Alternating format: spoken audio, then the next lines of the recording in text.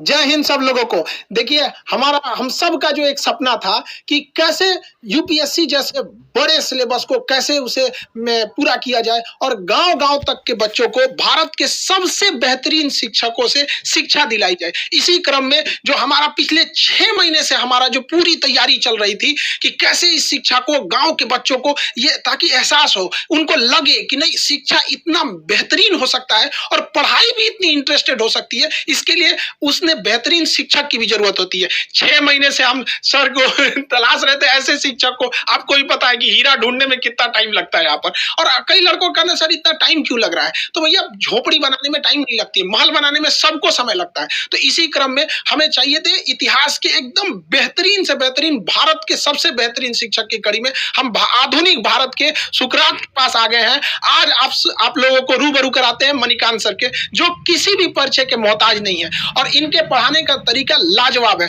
पढ़ने के बाद लड़कों को फील होने लगता है कि नहीं अब तो हमारा सिलेक्शन पक्का होने वाला है। तो भारत के सबसे बेहतरीन शिक्षक से पढ़ने का आपको मौका मिल रहा है और हम खुद गौरवान्वित महसूस कर रहे हैं कि आधुनिक भारत के सुकरात के साथ आज हमें यहाँ मौका मिल रहा है। आप लोगों को भी यह मौका मिलेगा और आप लोग समझेंगे कि कैसे भारत का अब निर्माण होगा, क्योंकि जो विशाल अखंड भारत की जो परिकल्पना थी वो जैसे हमारा उस समय अखंड भारत चाणक्य जैसे विद्वानों से बना था, उसी तरह अब हमें आगे बढ़ना पड़ेगा हम सब लोग को। उस समय एक चंद्रगुप्त मौर्य ने देश को जोड़ा था, लेकिन आज हजारों चंद्रगुप्त मौर्य की जरूरत पड़ेगी। और इसी सिलसिले में इतिहास पढ़ाने के साथ साथ इतिहास रचने वाले मणिकांत सर से आप रूबरू हुइए और समझिए कि कैसे कैसे आगे चीजें चलेंगी। Sir thank you very much Khan साहब। पहली बात तो मैं खान साहब को बहुत बहुत इस बात के लिए धन्यवाद और ज्ञापित करना चाहूंगा कि इन्होंने इतना बड़ा मिशन शुरू किया है। और मैं अपने स्टूडेंट्स को इस बात का भी जवाब देना चाहूंगा क्योंकि काफी क्यूरियोसिटी उनको होगी। कई बच्चे साइट पर भी लिखते हैं कि सर बहुत खुशी हुई कि आप इस मिशन से जुड़े हुए, जैसे खान साहब ने आपको अखंड भारत कहा।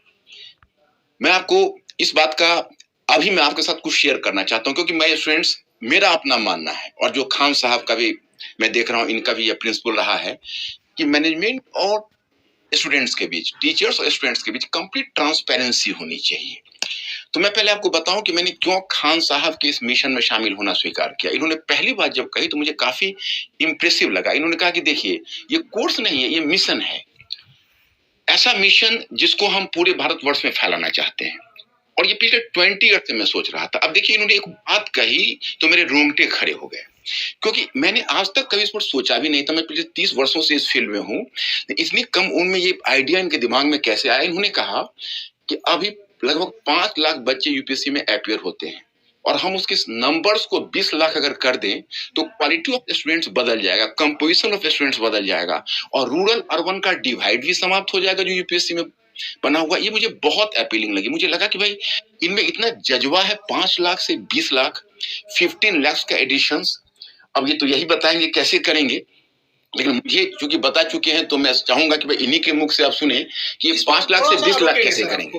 सर का कहना है कि 5 लाख से, देखिए अभी लगभग 5 लाख लड़के यूपीएससी का फॉर्म भरते हैं, जिसके सबसे बड़े कुछ रीजन में है कि इतनी महंगी है यूपीएससी कि अगर आप सोचिएगा कि सस्ता में कहीं कर ले तो सर जैसे महान शिक्षक से पढ़ने का अवसर नहीं मिलेगा। और अगर सर जैसे महान शिक्षक से पढ़ने का मौका चाहिए तो आपके पास बहुत 2-3 लाख रुपए चाहिए। पहले के समय में एक ये था, सर जैसे कहें कि 20-30 साल से सर का भी ये सपना था कि अब देश बदलना है। तो इसी सिलसिले में अभी क्या है कि गांव के लड़कों को इतनी कम फीस में भारत के सबसे बेहतरीन शिक्षक से पढ़ने का जब मौका मिलेगा, मणिकांत सर जैसे शिक्षक से पढ़ने का मौका मिलेगा, तो नए नए लड़के जुड़ेंगे। और जो अभी 5 लाख लड़के फॉर्म भरते हैं, अब आने वाले समय में 20 लाख लड़के फॉर्म भरेंगे। तो जो पहले क्या था कि डीएम, एसपी, बड़े बड़े अधिकारियों का सिलेक्शन इन्हीं 5 लाख में होता था और ये जाके भारत के 140 करोड़ लोगों को कंट्रोल करते थे। अब क्या है, इसका दायरा बढ़ाना है ताकि ज्यादा से ज्यादा बेहतरीन लड़कों का सिलेक्शन हो सके। गरीब लड़का जो गांव में है, उसके पास पैसे नहीं है, तो इसका कोई अपराध नहीं है कि वो सर जैसे महान शिक्षक से ना पढ़ सके।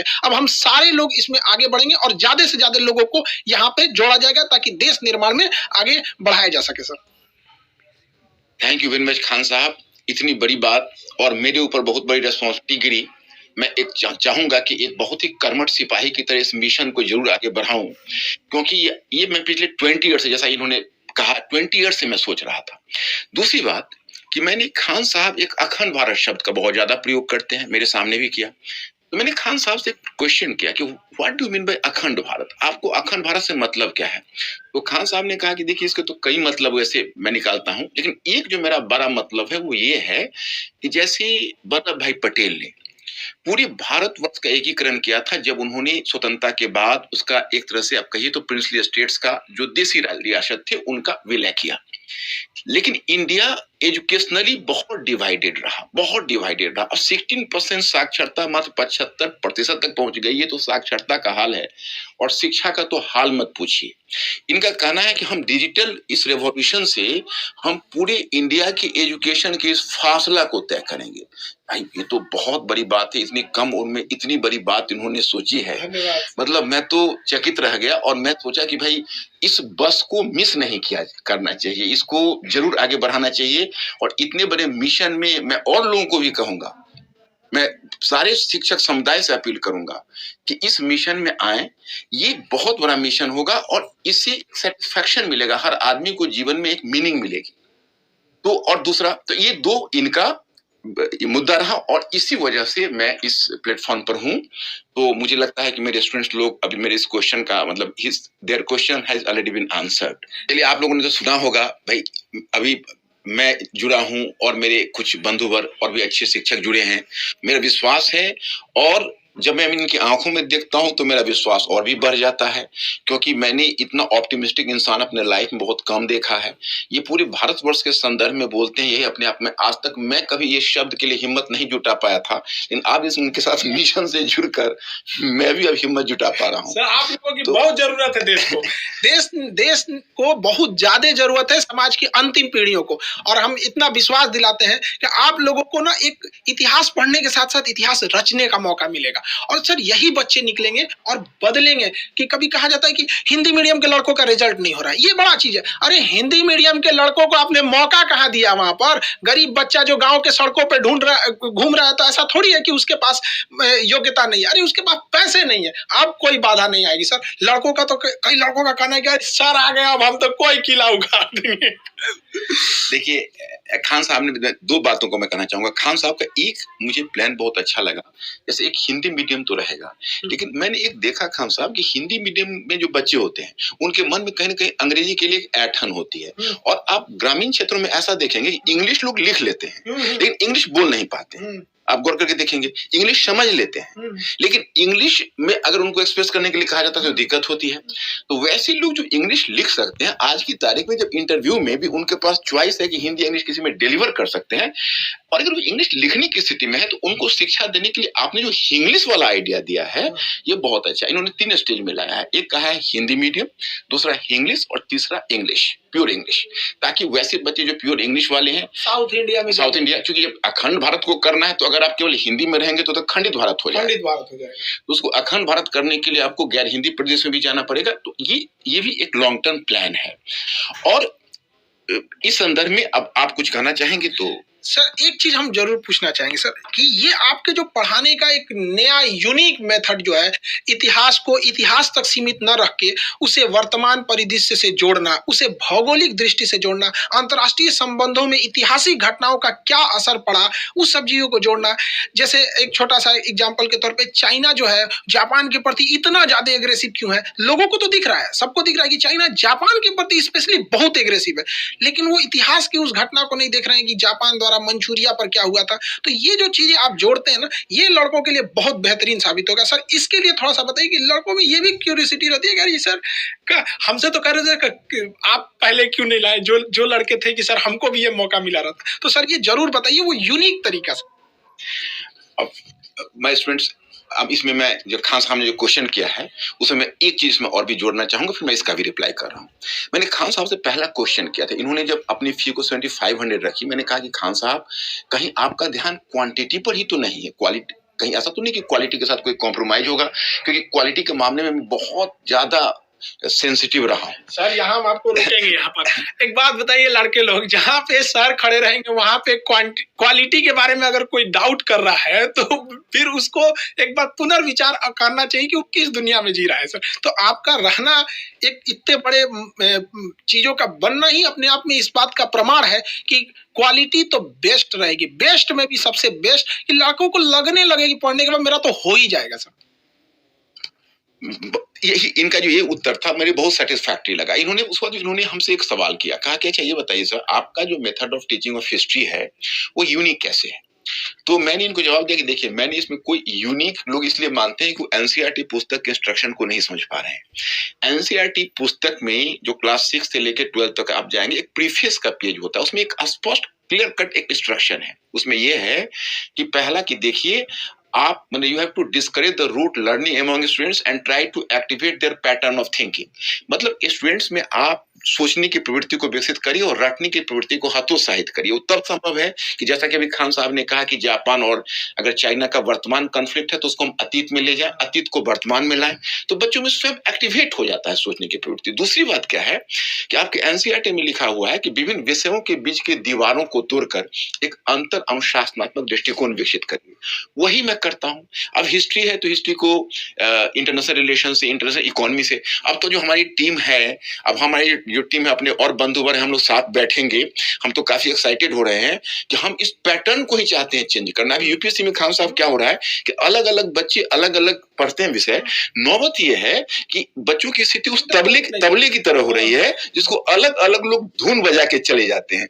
हम चाहेंगे सिंक्रोनाइज करें सारे ट्यून, और वो तभी होंगे एक टीम वर्क की तरह। जैसे आप वॉलीबॉल टीम देखते हैं, फुटबॉल टीम देखते हैं कि एक पासिंग दे रहा है, दूसरा गोल कर रहा है, so that should be A complete team.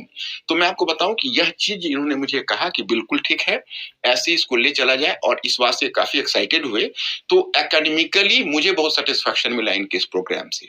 और बाकी तो आपको खासा बताएंगे। एक चीज लड़कों से कहेंगे, देखो भाई सर के मुस्कुराहट पे मत चले जाना। यहाँ पे जितने लोग हम लोग सेलेक्ट करेंगे ना, देखिए हम लोग का एक प्लान है कि लड़के जो हैं, जब आप क्लास करेंगे तो उसमें ऑटोमेशन इतना लेवल रहेगा कि वो आपका खुद चेक कर लेगा कि आप कितने लेवल पे हैं, कितना मेहनत कर रहे हैं।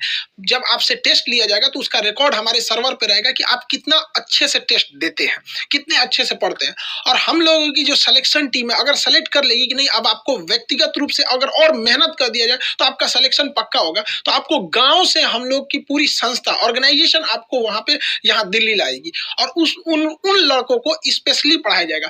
और जिन लड़के सर के आएंगे ना ये सर के अंडर में, तो सर अभी भले मुस्कुरा के आपको बता रहे हैं, लेकिन जब पढ़ाने के टाइम पे उतरते हैं ना सर, तो लड़कों को इस तरह से, जिस तरह गन्ना का रस कैसे निचोड़ लिया जाता है वैसे निचोड़ लिया जाता है। हमसे कह रहे थे कि खान साहब लड़कों को बस खाने के लिए और सोने के लिए छूट देना है, अब बाकी यहीं ले आके पढ़ना है, तब जाके भारत बदलेगा। तो याद रखिए वो कमर कस लीजिएगा, ऐसे मेहनत करने वाले हैं। यहाँ सर बहुत आराम आराम से कर रहे हैं, लेकिन जब सर पढ़ाने उतरते हैं ना पूरी टीम हिल जाती है यहाँ पे। इसलिए आप लोग का क्या हाल होगा, इसलिए आप रेडी रहिएगा। और ये जरूरी भी है। अब मजाक, यूपीएससी मजाक की चीज नहीं है। यहाँ पर हम लोगों का जो सपना है इतना बड़ा, इतने भारत के सबसे बड़े बड़े शिक्षक जो भी भारत में है, जैसे सर ने कहा कि और भी हमारे साथ जुड़ते रहेंगे लोग, सब लोग, तो आप लोगों को इसमें कोई दिक्कत नहीं आएगी। बाकी सर तो हैं आप लोग के लिए, आपको अतीत में लेके जाके आपको इतिहास पढ़ाएंगे। डियर स्टूडेंट्स, मैं आप फिर एक बार अपील करना चाहूंगा, आप लोग डरना मत बिल्कुल। खान साहब ने थोड़ा सा ज्यादा कर दिया। एक्चुअली है ऐसा कि थोड़ा डिसिप्लिन तो आवश्यक है। दूसरी बात है कि आप हमारे एजुकेशन सिस्टम तो आप देख ही रहे हो, आप लोग उसके प्रोडक्ट हो, और यूपीएससी में बड़ा लंबा गैप है, तो मेहनत तो करनी पड़ेगी। मेहनत में हम इतना ख्याल जरूर रखेंगे, पहले आपको विषय में इंटरेस्ट हो। सारे विषयों में हमारी पूरी टीम इस बात का ख्याल रखेगी कि पूरे विषय में इंटरेस्ट हो, और विषय में एक बार इंटरेस्ट जग जाए तो फिर हम आपको मेहनत कराएंगे, तो वो मेहनत आपको प्रेशर नहीं लगेगा। You will enjoy the classes. I am confident about the fact.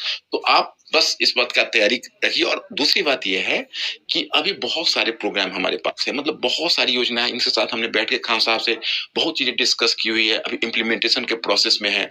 मैं इनका जब गया हेडक्वार्टर जहां पर इन्होंने बनाया हुआ है, इतना बढ़िया इंफ्रास्ट्रक्चर इन्होंने बनाया हुआ है, और इतनी बड़ी तैयारी देखकर मैं दंग रह गया। मैं अचानक से कोई ये निर्णय नहीं लिया, मैंने इनकी तैयारी बहुत है, लेकिन 2-10 मिनट में समझाना मुश्किल है।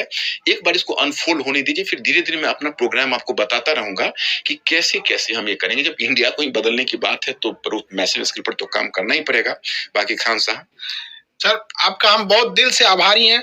आप इस भारत को बदलने में एक महत्वपूर्ण सेनापति के रूप में अपनी भूमिका निभा रहे हैं और देशवासियों को भी हम कहना चाहेंगे बाबू कि जिन लड़कों को ऐसे गांव में बैलगाड़ी पर जीवन बिता दिए, अपने गांव का सर लड़का मेहनत करके, एक हमारे यहाँ लड़का आया था सर पढ़ने, वो नदी से बालू निकाल के भरता था और उस पैसे से फीस जाता था। हम कहे कि भैया ये फीस लेके हम भगवान को क्या मुंह दिखाएंगे, तुम सफल हो जाओ, यही मेरा सबसे बड़ा फीस है। तो जो लड़के इन बैलगाड़ी पे जीवन बिता दिए ना, हम आप बच्चों को कहते हैं मन लगा के पढ़ाई कीजिए। आपके माँ बाप को हम इस एम्बेसडर में ना घुमा दिए, हम लोग का ये सपना है, तब आप कहिएगा। अब वो गया जमाना, अब राजा का बेटा राजा नहीं बनेगा, राजा वही बनेगा जो उसका काबिल होगा, हकदार होगा। अब इस अखंड भारत के निर्माण में आप सब लोग लगे रहिए और आने वाली पीढ़ियों को ये बताइएगा कि जब ये भारत को बदला जा रहा था तो उस कड़ी में हम लोग भी शामिल थे।